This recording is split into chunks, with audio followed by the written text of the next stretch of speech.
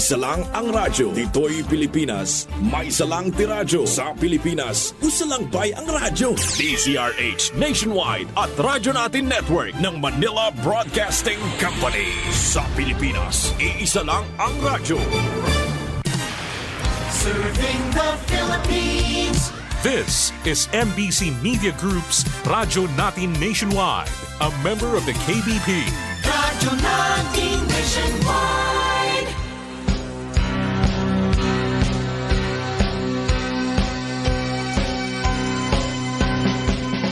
Ikaw ba ay may maraming katanungan patungkol sa nagaganap ngayon sa ating mundo? Ano pa ang mga maaaring asahan patungkol sa ating panahon ngayon at sa hinaharap? Mga kailang paghandaan batay sa salita ni Yahweh upang makaiwas sa walang hanggang kapahamakan bagkus magkaroon ng tiyak na kaligtasan. Sa kanyang pagbabalik, dala ang gantimpala para sa bawat isa. Tiyakin ang iyong magiging kalagayan walang hanggan. Pakinggan ang programang nabugna para sa iyo, ang salita ni Yahweh.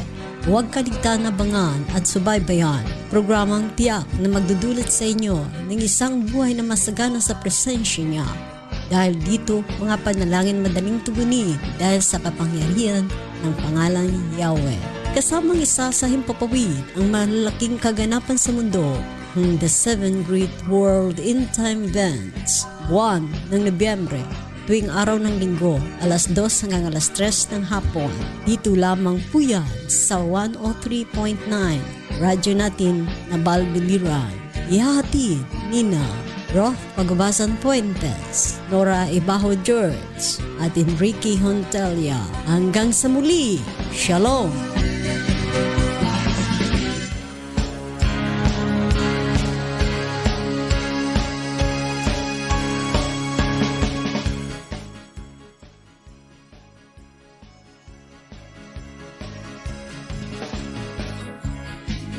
Kapayapaan ay sumainyo pong lahat.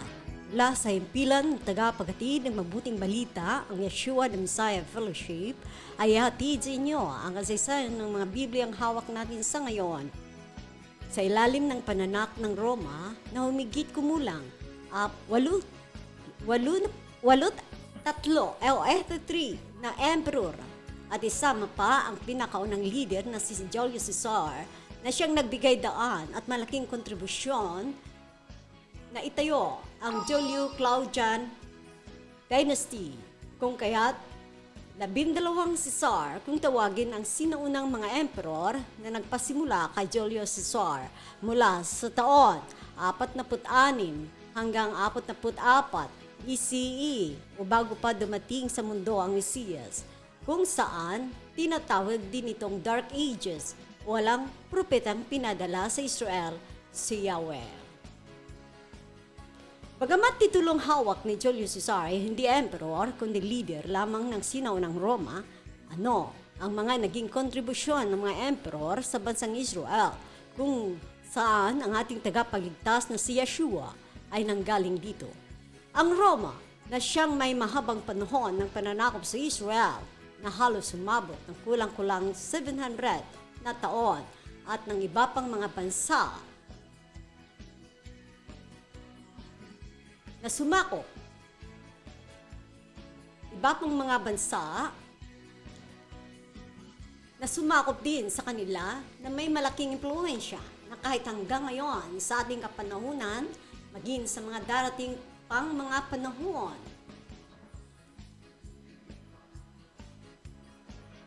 Opo, sa mga darating pang panahon at kung papaano ang daloy ng kaligtasan na mula pa sa Jerusalem ng Juda o Israel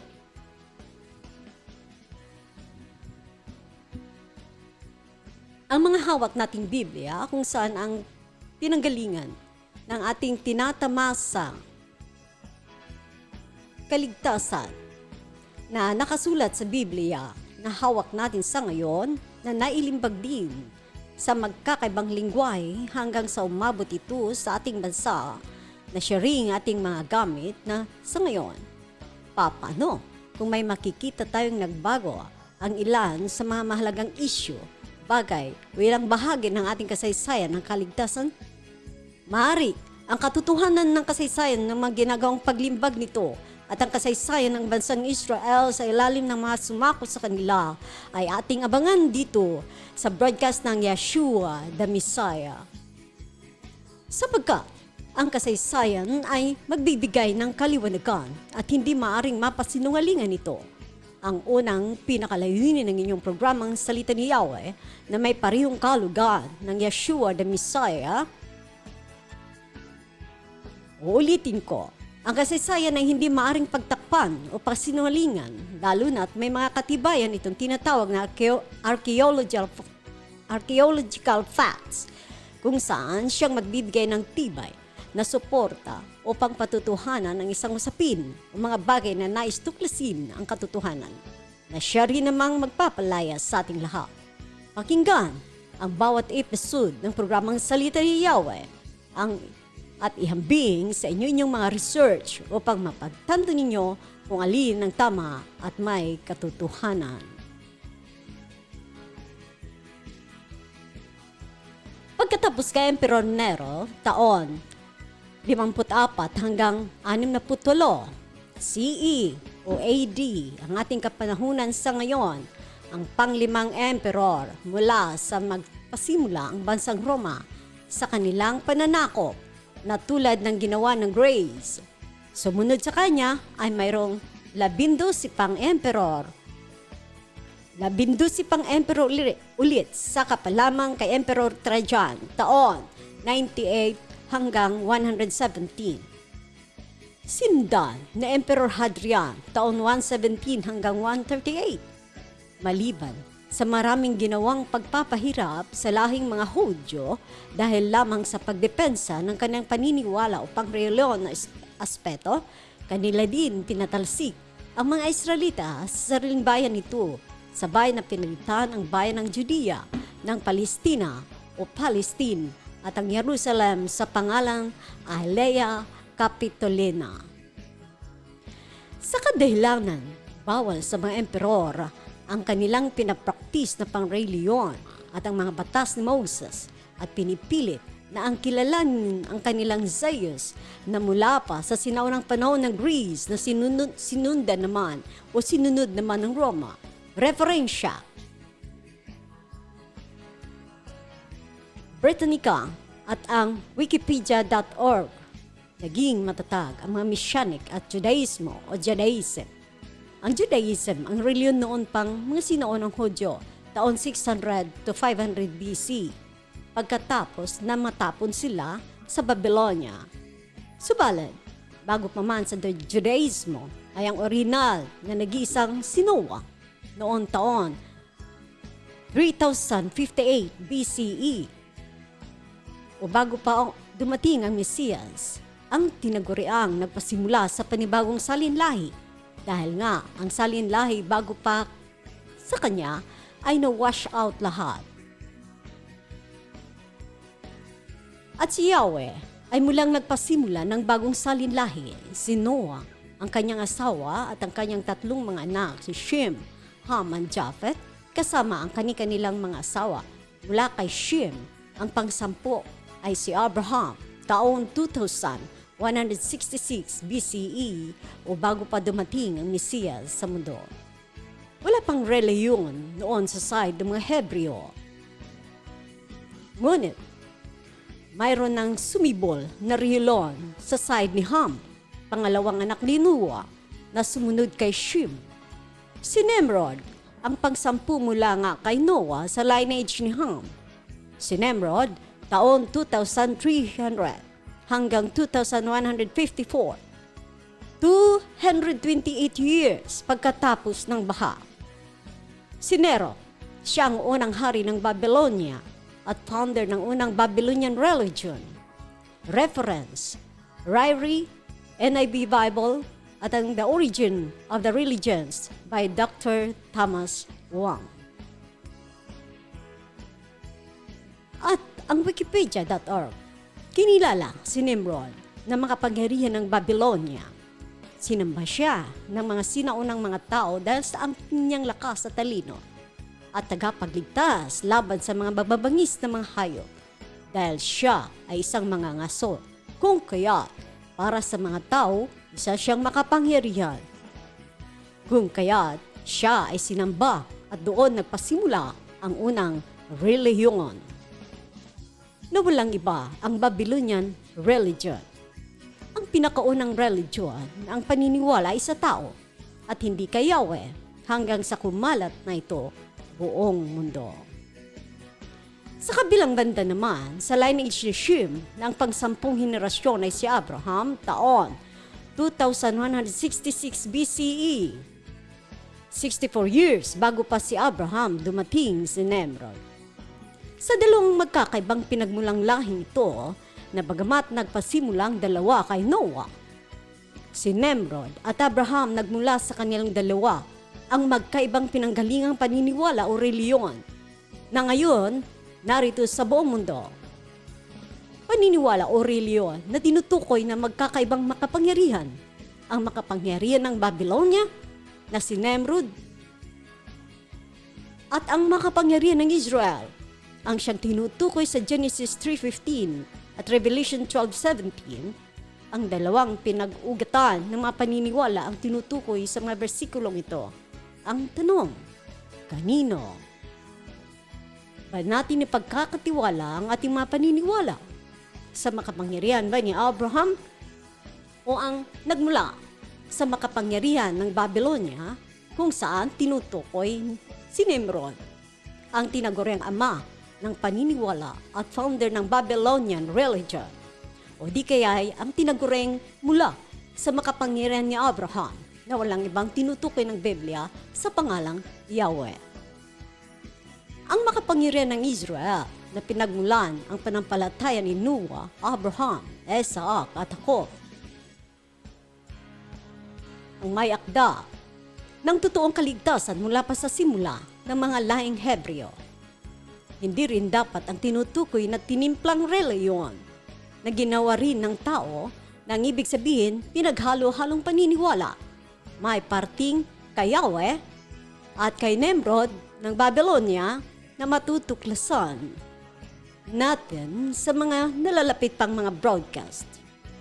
Paano nga ba natin masasala ang totoong reliyon na kung ating susundan ang mga sinaunang tao na tinatawag ni Yahweh o tinawag ni Yahweh ay naging tapat sa kanilang panampalataya na siyang tinutukoy naman ng Biblia na may bagong buhay na may kabanalan na siyang ultimate sign ng isang totoong reliyon.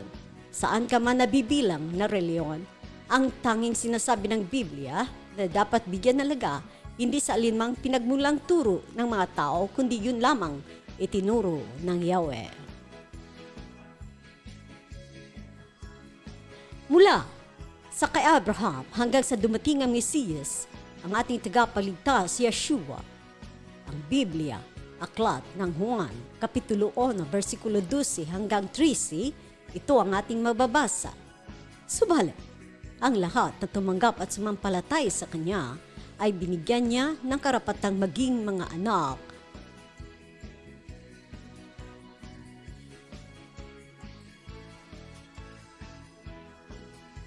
binigyan ng karapatang maging anak. Opo, ang ating tagapagligtas na si Yeshua, ang Biblia ng aklat ng Juan 1, Kapitulo 12 hanggang 13, ito ang ating mababasa. Subalit, sa Kanya, na tumanggap at sumalampalataya sa Kanya ay binigyan niya ng karapatang maging mga anak ng Yahweh.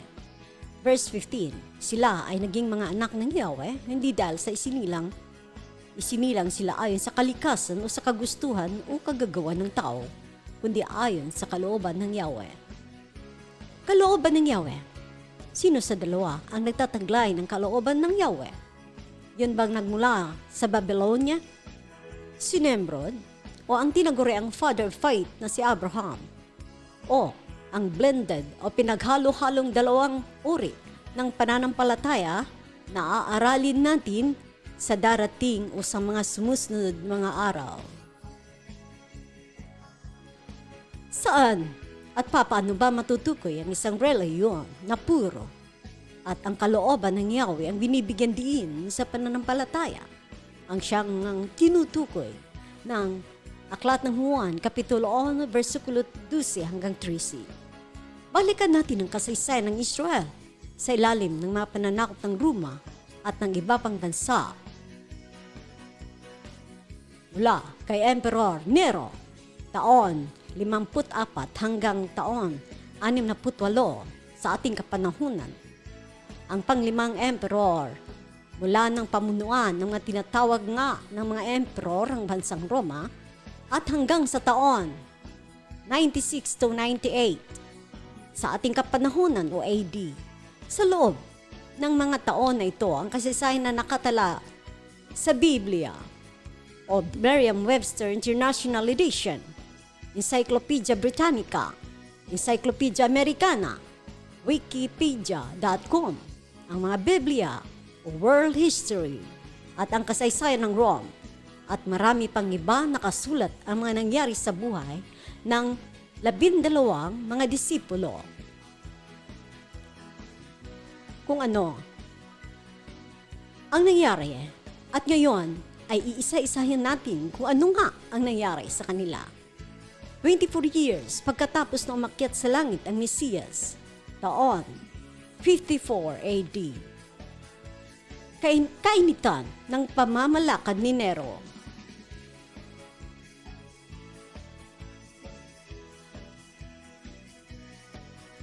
Una, si Thomas, na ang tinaguriang Doubting Thomas. Siya itong nagsabing hanggat hindi ko makita ang bakat ng pinagpakuan ng Mesiyas ay hindi ako maniniwala na siya nga ay nabuhay na magmuli.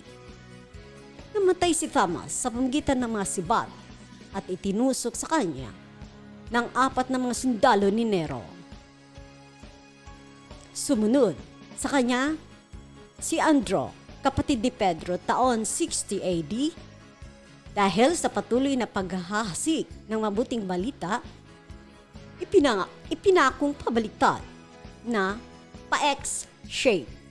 Panahon pa rin ng pananakop ng Roma at ang sumunod, ang pangatlo ay si Jude, pinatay sa pamamagitan ng axe. Kung makikita natin ang kanyang imahe, may hawak siyang axe. Yan ang ginamit upang siya ay patayin. At ang pang-apat, si Simon the Zealot, year 61, ayon sa Britannica, na kung saan sa ilalim pa rin ng pananakop ng Roma, pinatay sa pamamagitan ng pahating paglagari. Opo, nilagaring pahati sa kanyang katawan. Hinati gamit ang lagari. Referensya, wikipedia.org. Ang panglima ay si Apostol Pablo o Paul, pinatay taon 66, at si Pedro the same year. Si Paul namatay dahil siya ay pinugutan ng ulo.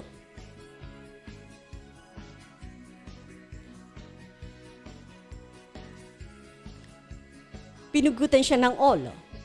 At ang pang-anim si Pedro pinatay sa pamamagitan ng pinakong pabaliktad. Referensya, em.m.m.minister.org. Samantala, ang pangpito, si Matthew, taon 74 AD, sa ilalim ng pamunan ng Roma ni Emperor Vespasian. Ang pang-apat na pumalik kay Nero, isinilang sa Nazareth, Galilee. Isa siyang mananampalataya. Si Pedro, disipulo ng ating Mesiyas at sinunog sa apoy dahil lamang nakipag-argumento siya patungkol sa panampalataya niya sa Mesiyas. At ang pangwalo ay na-persecute ay si Matthias, ang pumalik kay Judas Iscariot, taon 80 AD. Napili na pamalit pagkatapos umakyat ni Yeshua sa langit. At ang cause of death niya ay isinaksak siya ng mga kawal ng Roma. At ang sumunod, ang pangsyam, si James taon 44, son of Zebedee, na mababasa sa aklat ng Gawa, Kapitulo 12, versikulo 2. Cause of his death ay sa pamagitan ng tabak o sword o espada. At sumunod naman ang pangsampu si Philip, pagitan ng taon 80 hanggang 93, pinatay sa kadahilan ng na-convert niya ang asawa ng proconsul o governor. Kaya hinuli siya at pinatay ng gobernador ng Roma. Pagsapit ng taon, 100 CE pa rin sa ating kapanahon si Apostol Juan na ang sumulot sa aklat ng pahayag o revelation ng ating mga Bibliang hawak sa ngayon. Na bagamat namatay siya dahil sa kanyang katandaan, subalit naranasan din niyang prinito siya sa mainit na mantika.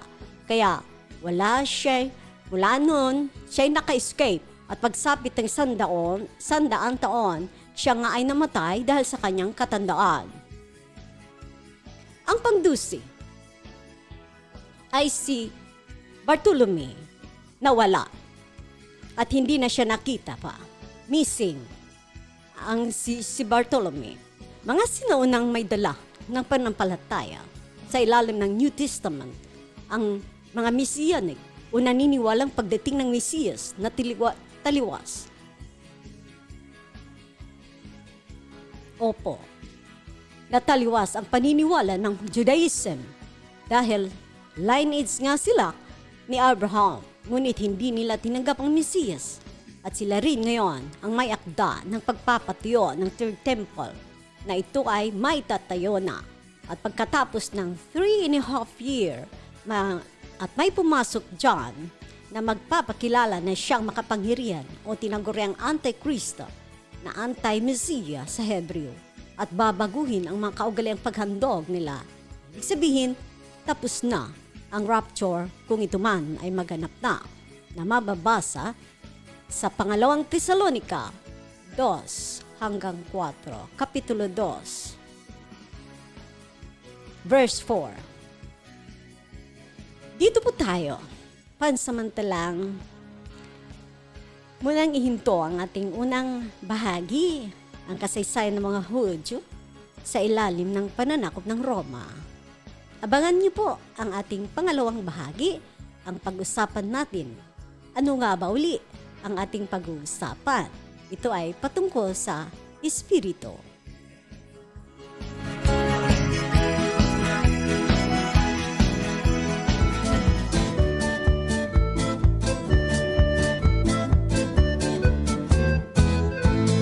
Shabbat Shalom, Shabbat Shalom, Shabbat, Shabbat, Shabbat, Shabbat Shalom, Shabbat Shalom, Shabbat Shalom, Shabbat, Shabbat, Shabbat, Shabbat Shalom, Shabbat, Shabbat, Shabbat, Shabbat Shalom, Shabbat, Shabbat, Shabbat, Shabbat Shalom, Shabbat Shalom, Shabbat Shalom, Shabbat, Shabbat, Shabbat, Shabbat Shalom.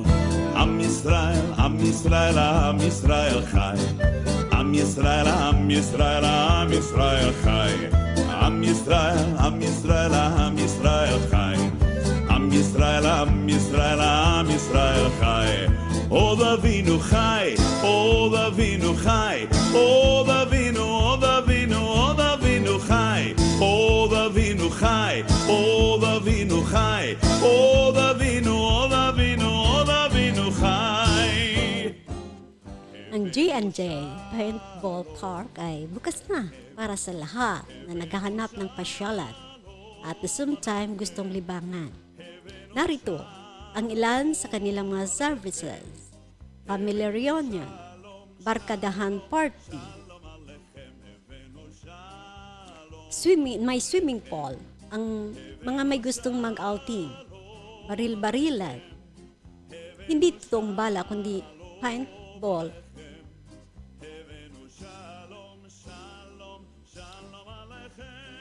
At kayo po ay inanyayahan. Ang kanila pong business hours po ay nagsisimula sa 10 o'clock to 5 p.m. My Facebook po ang J&J Paintball Park. Search nyo lamang po ito. Ang J&J ay sa pag-aari ng RLJ. Shalom, Shalom, Shalom, Shalom, Shalom, Jerusalén.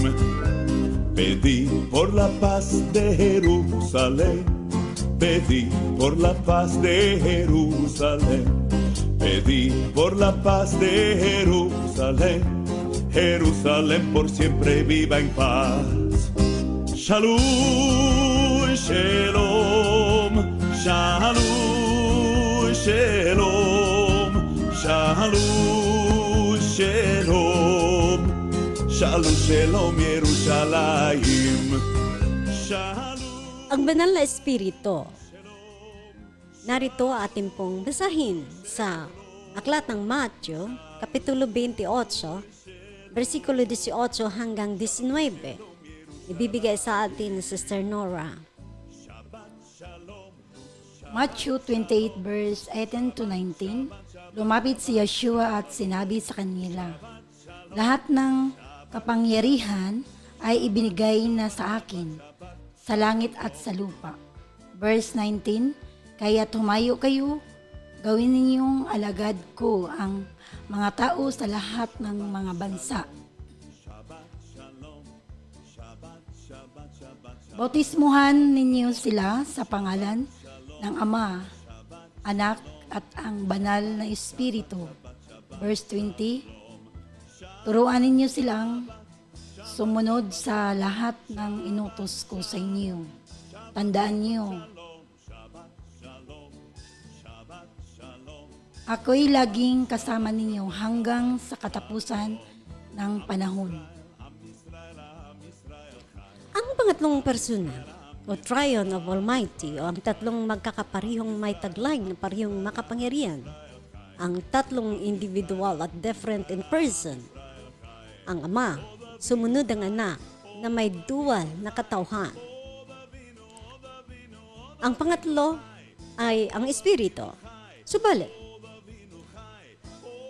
bagamat ang Anak may katawan lupa, si Yeshua, sa kadahilanan siya nga ang magliligtas sa pamamagitan ng kanyang banal na dugo.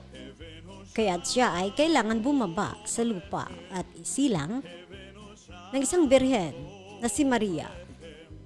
Subalit hindi ibig pakulugan na mas mataas si Maria kaysa kay Yeshua.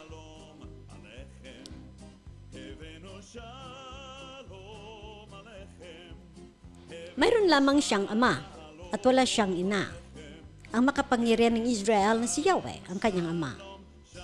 Kung saan din, ang kanyang pangalan, Yahweh, o abbreviation o may abbreviation na yang, YEH, na ipinangalan din sa anak.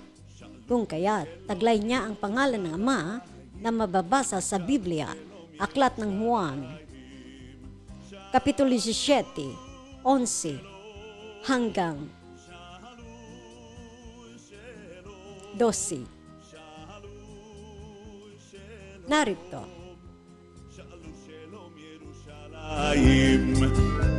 Pedí por la paz de Jerusalén, pedí por la paz de Jerusalén, pedí por la paz de Jerusalén, Jerusalén por siempre viva en paz. Shalom, shalom, shalom, shalom, shalom, shalom, shalom, shalom, Yerushalayim. John 17:11 to 12. At ngayon ako'y papunta na sa inyo. Iniwan ko na ang sanlibutan ito, ngunit sila ay nasa sanlibutan pa. Amang banal, ingatan mo po sila sa pamagitan kapangyarihan ng iyong pangalan na ibinigay mo sa akin, upang kung paanong ikaw at ako ay iisa, gayon din naman sila maging isa. Verse 12, habang kasama nila ako, iningatan ko sila sa pamagitan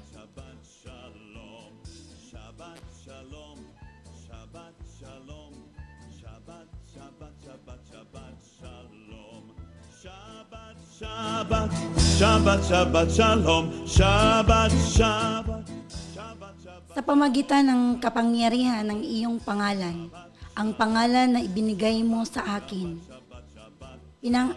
Pinanggalingan ko sila at walang napahamak sa kanila, maliban sa taong tiyak na mapapahamak upang matupad ang kasulatan. Si Maria ay nanatiling birhen noong ibinubuntis pa lamang niya ang Mesiyas. Subalit, pagkatapos nitong maisilang niya, maipanganak ang Mesiyas, siya ay nagkaroon din ng iba pang mga anak, mga lalaki at babae, at sina James, Joseph, Simon, and Jude na mababasa sa Biblia, aklat ng Matthew, Marcos, Matthew Kapitulo 12, versikulo 46 at hanggang 50. Narito,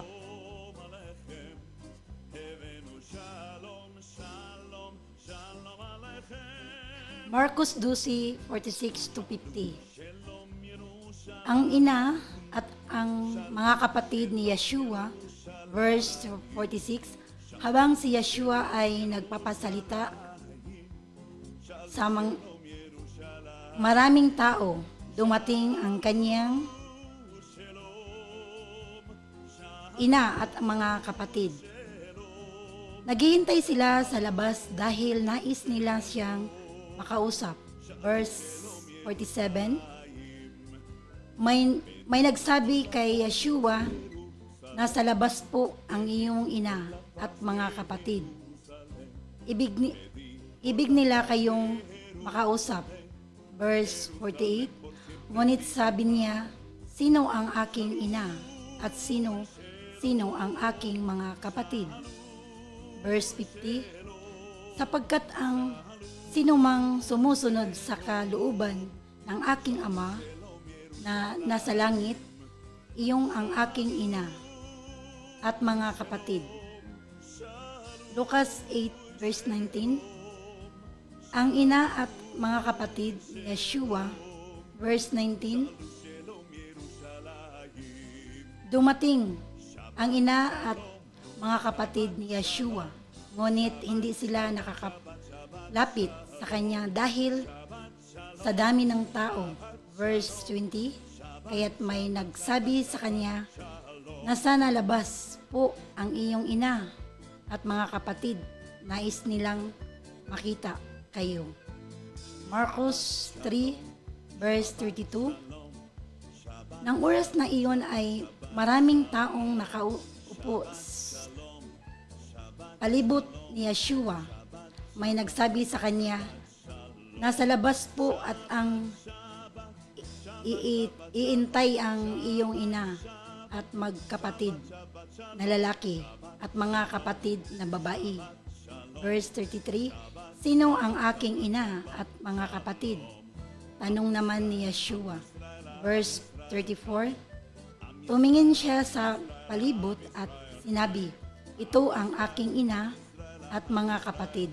Verse 35, sapagkat ang mga sumusunod sa kalooban ng Yahweh, ang aking mga kapatid at ang aking ina. Ang pangatlong persona ay ang Espiritu. Tinatawag sa pangalan, Espiritu ng katotohanan. Espiritu ng katotohanan. Tinawag din sa pangalan Espiritu ng Yahweh o Espiritu ng kaalaman. Tinawag din na Espiritu ng pangunawa, Espiritu ng tagapayo, Espiritu ng kapangyarihan. Tinawag din na Espiritu ng tagapayo. Tinawag din na Espiritu ng may banal na takot na makapangyarihan ni Israel para doon sa mga manampalataya na kanyang miniministeryo sa bawat isa. Iisang Espiritu ang kumikilos sa lahat. Iisa lamang ang Espiritu ang kumikilos sa lahat ng ito, na kung saan ang kanyang ministeryo ay upang tayo ay pangalagaan sa ating espiritual na kakayanan upang manatili tayong may bunga at ituturing mga totoong tagasnod ng ating Mesiyas.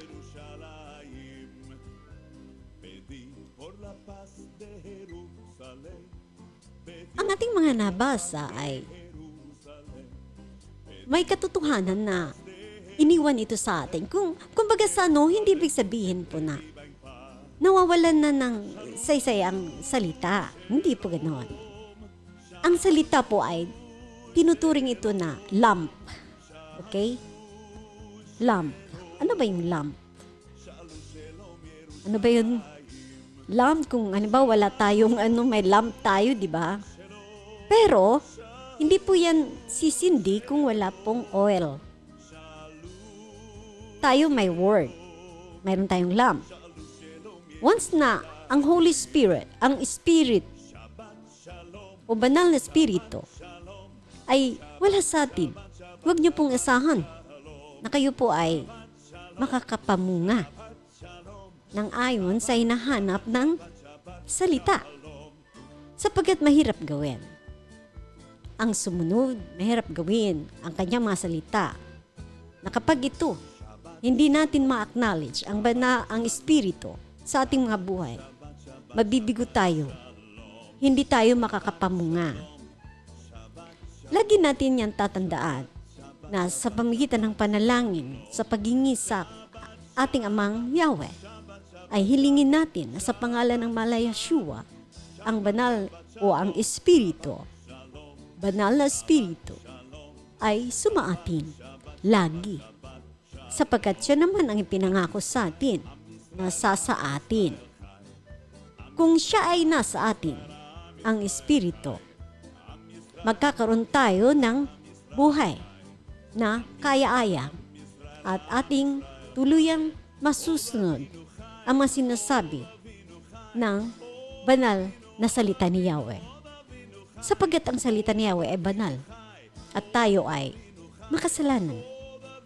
Mahirap ito i-blend sa ating mga sariling katawan, sa ating mga sariling pagkatao. Hanggat wala itong tinatawag na pagtanggap sa ating Mesiyas at palitan ang ating espiritu ng espiritu na aayon sa ating Amang nasa langit. Pag hindi natin siya acknowledge, parang hindi na rin natin tinatanggap ang ipinadala sa atin ng Ama na ipinangako sa atin na walang ibang espiritu pagkatapos ng mahal na Yeshua. Ang kasunod na ipinadala sa atin ay ang espiritu. Ang espiritu ang siyang nagbibigay sa atin ng bunga upang tayo ay makapamuhay ng ayon sa kalooban ng salita ni Yahweh. Kung kaya, mahalaga ang i-acknowledge ang mga bagay na katulad nito, ang banal na espiritu na siyang may taglay sa atin na makapamuhay tayo na may kabanalan. Napakahirap po. Kung hindi natin gagawin na yung makalimutan natin ng mga sarili natin, ibig sabihin hindi yung makalimutan na kung ano pa sinasabi na makalimutan, hindi natin alam ang sarili natin. Ibig sabihin, yung mga bagay na alam natin na makasalanan. Tapos ginagawa natin. Dahil ano tayo ang katawan natin ay sadyang makasalanan. Mahirap ito i-blend upang ito ay maging banal. Na tayo mismo, ang katawan natin ay makasalanan. Kaya, paano maganap ang pagtanggap sa mahal na Yeshua at pagkasunod nun ay ang pag-acknowledge na ang banal na Espiritu Santo ang siya dapat mamayani sa atin upang tayo matulungan sa paggawa ng anuman ang kalooban ng ating mahal na Yeshua. Kung kaya, ang patuloy natin na panalangin, pakikipagniig sa ating mga panalangin ay mahalaga dahil kung wala rin naman panalangin ayon sa at sinuro sa atin ng mahal na Yeshua, malabo din tayo maka-invite ng presence ng mahal na Holy Spirit. Kaya, importante ang panalangin kasi yun ang space niya. kung gusto nating sumama sa atin ang mahal na Holy Spirit sa araw-araw, kailangan natin ang space, mayroon siya. Kaya nagagawa ito sa pamagitan ng ating mga pananalangin. Isipin ninyo, kahit ka pa mayroong word, kahit ka pa may word, mahirap ka pa rin makapamunga. Kaya, ang maging acts, acts sa aklat ng gawa na kapitulo, let's say for example, ang verse na sa Book of Acts, narito, sinabi rito na, but you will receive power when the Holy Spirit comes upon you, and you will be my witnesses, telling people about me everywhere, in Jerusalem, throughout Judea, and Samaria, and to the ends of the earth. So kung wala siya, ito'y Acts chapter 1 verse 8.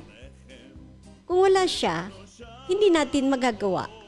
Ang unang-una, magkaroon tayo ng buhay na kaya-aya sa Kanya, at kapag tayo ay naiayos na niya, saka pa lamang tayo makakapagbahagi ng mabuting balita sa iba.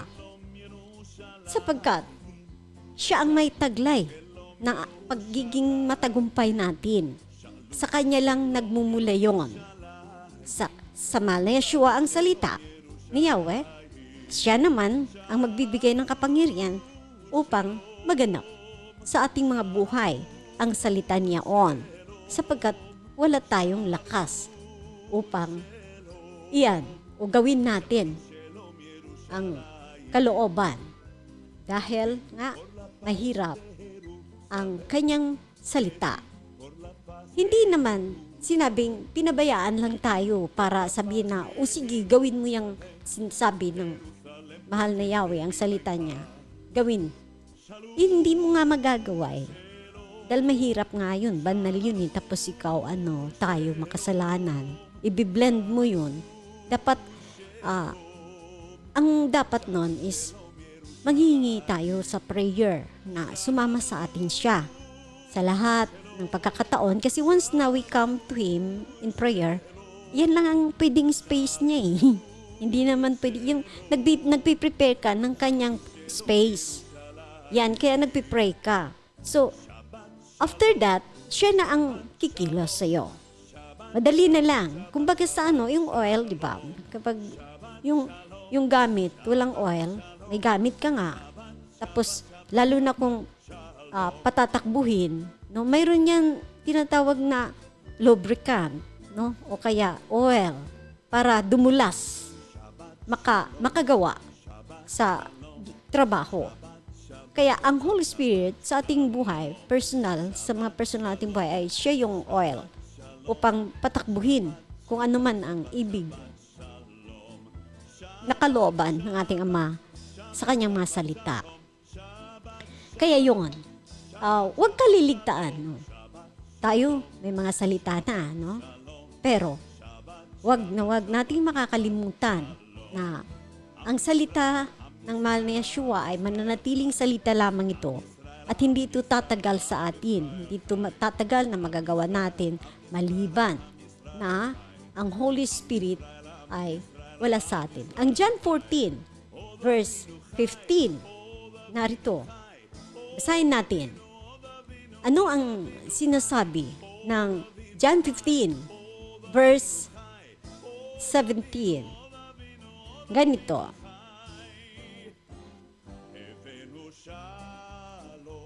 John 14, verse 15.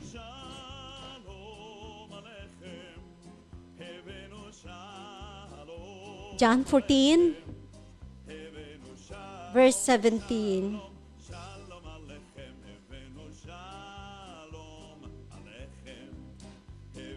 Ang anumang hilingin ninyo sa pangalan ko ay gagawin ko upang luwalhati ng Ama sa pagitan ng anak. Kung hihiling kayo ng anuman sa pangalan ko, ito ay aking gagawin. Sa verse 15, ang pangako tungkol sa Espiritu. Babasahin sa atin ni Sister Nora ang verse 15. hanggang 20. 21. Basahin niyo po, sister, hanggang 21 verse 15. Ang pangako tungkol sa Espiritu Santo. Verse 15, kung iniibig niyo ako, tutuparin ninyo ang aking mga utos. Verse 16, dalangin ako sa Ama upang kayo'y bigyan niya ng isang patnubay na magiging kasama ninyo magpakailanman. Verse 17, siya ang Espiritu ng katotohanan na hindi matanggap ang sanlibutan sapagkat siya ay hindi makikita ni nakikilala ng sanlibutan. Ngunit nakilala niyo siya sapagkat siya ay nasa inyo at siya ay mananatili sa inyo. Verse 18, hindi ko kayo iiwan, mga ulila, babalik ako sa inyo. Verse 19, kaunting panahon na lamang at hindi na ako makikita ng sanlibutan ito. Ngunit ako'y nakikita niyo sapagkat buhay ako mabubuhay rin kayo. Verse 20, sa araw na iyon ay malalaman ninyong ako'y nasa Ama at kayo'y na may nasa akin at kayo'y nasa iyo. Verse 21, ang tumanggap sa mga utos ko at tumupad sa mga ito ang siyang umiibig sa akin. Ang umiibig sa akin ay iniibig ng aking Ama. Ibigin ko rin siya at ako'y lubusang magpakailan sa kanya. Verse 22, tinatanong siya ni Judas, hindi si Judas Iscariote. Yeshua, bakit po kayo po sa amin lamang kayo magpakilala? Nang lumabas at hindi na sa sanlibutan. Ang salita ng mahal na Yeshua, ang salita ni Yahweh, kinakailangan pa yan i-empower sa atin. At ang gumagawa nun, ang mahal na Holy Spirit. So, ang Espiritu na siyang may taglay na kapangyarihan upang baguhin tayo o alisin ang hindi nararapat na mga kaugalian na sa harapan ng ating mahal na Mesiyas. Siya yung kailangan pa ang word empower sa atin dahil tayo ay nasa laman at makasalanan nga. Kaya, ang Espiritu ay kailangan ang mga salita niya ay empower. I-empower pa yan na mangyari sa ating mga buhay. Paano kung wala siyang space sa'yo dahil hindi ka nananalangin? Ang pananalangin ang siyang kanyang space upang sa gayon makakilos siya sa ating mga buhay. Marami na sa atin mula nung nagpandemic hindi na nananalangin.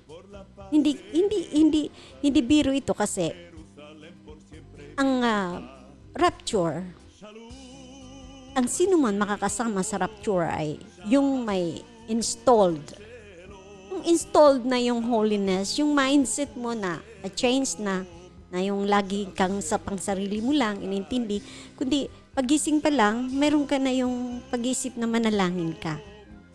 Yung ganyan, hindi yung tipong paggising mo ay diretso ka kaagad sa yung gagawin. So, ibig sabihin, hindi mo pinapalagan ang intervention na dapat gawin ng mahal na Holy Spirit sa iyo.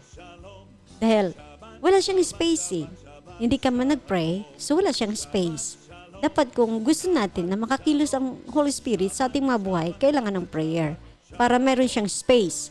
Pag may space siya, makakakilos siya sa ating buhay, hindi lamang sa ating personal na mga buhay, kundi pati nasa makakapag-impart pa tayo sa kapangyarihan na gawa niya sa ating buhay, may share natin, magiging totoo tayong mga witnesses sa Word. Hindi po tayo mga tinatawag na may sarili tayong lakas para gampanan ang mga nais sa atin. Wala tayong kapangyarihan. Wala. Kaya may nagtatanong, bakit kaya panay naman ako nagsasamba, panay naman ako nag-church, bakit ganito pa rin yata ang buhay ko? Kasi wala kayong tinatawag na, naririnig mo man ang word, hindi siya nabubuhay sa'yo, naririnig mo, tapos mamaya, kinabukasan, wala na rin. Kasi hindi siya nakapenetrate sa'yo, dahil unang-una, wala kang prayer. Prayer ang number 1. Bago makakilos sa atin, ang ating Holy Spirit na siyang may akda ng ating bunga na may kabanalan. Hindi yan atin. Gawa yan ng Espiritu sa buhay natin.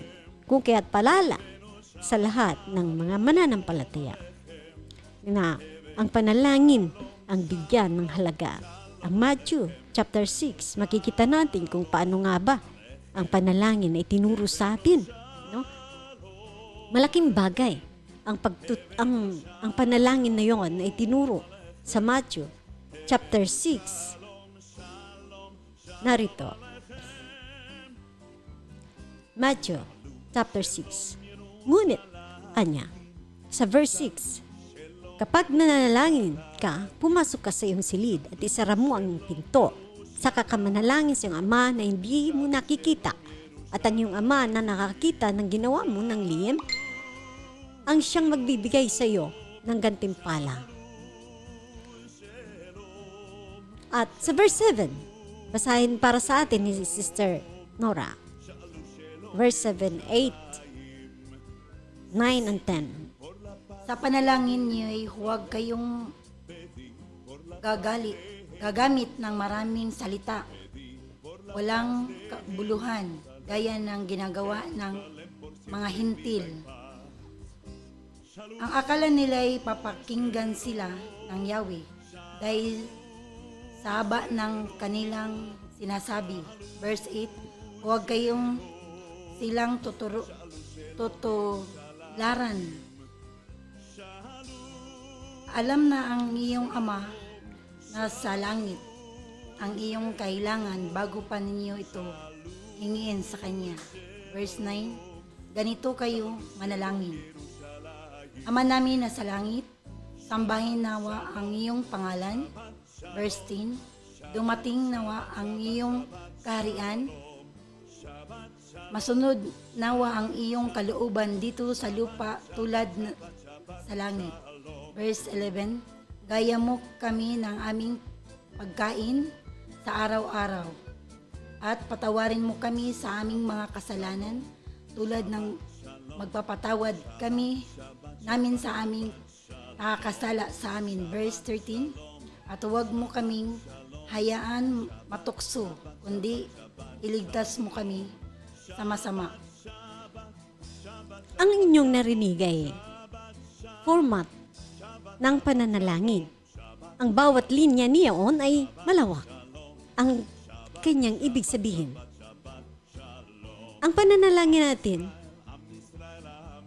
ay katulad na lang halimbawa sa verse 6 na ang sinasabi o sa verse 7, 8, 9, Ama namin nasa langit, sambahan nawa ang iyong pangalan. Ang ibig sabihin nito, malawak ito, yung sasamba ka sa Kanya. Ang tanong, sumasamba ka ba? Sumasamba ka ba ayon sa pagsamba na tinuturo kung paano siya sambahin? Malawak ito. Ginagawa mo ba ang kalooban niya? Is a form din ng pagsamba sa Kanya.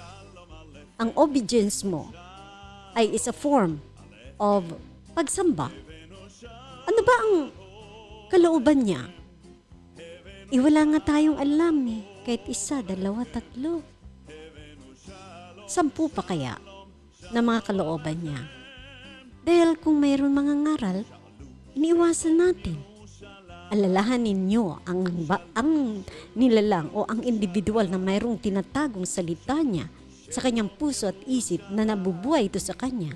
Siya lamang ang masasama sa rapture. At yan ang ating patuloy na tuklasin ang panalangin na itinuro sa atin na napakalawak. Napakalawak ang ibig sabihin nito na sa bawat linya ay may malawak na ibig sabihin. Kaya lamang, magtatapos na tayo. Hanggang sa susunod muli, ating aralin muli ang panalangin na kung saan ito ang space ng Espiritu sa ating buhay upang tayo din ay makagawa ng kalooban ng salita ni Yahweh. Maraming salamat po sa lahat na nakikinig sa amin at patuloy na nakikinig. Marami pa tayong matutuklasan, lalo na sa ating mga panahon sa ngayon. Ano ba ang latest na nagaganap sa ngayon na palatandaan na ang rapture nga ay nandiyan na sa mga pintuan na ayon pa sa ating mga Yeshua, ang ating Mesiyas. Maraming salamat po muli. Hallelujah. Shalom, Shabbat, Shabbat, Shabbat, Shabbat, Shalom, Shabbat, Shalom, Shabbat, Shalom, Shabbat, Shabbat, Shabbat, Shabbat, Shalom.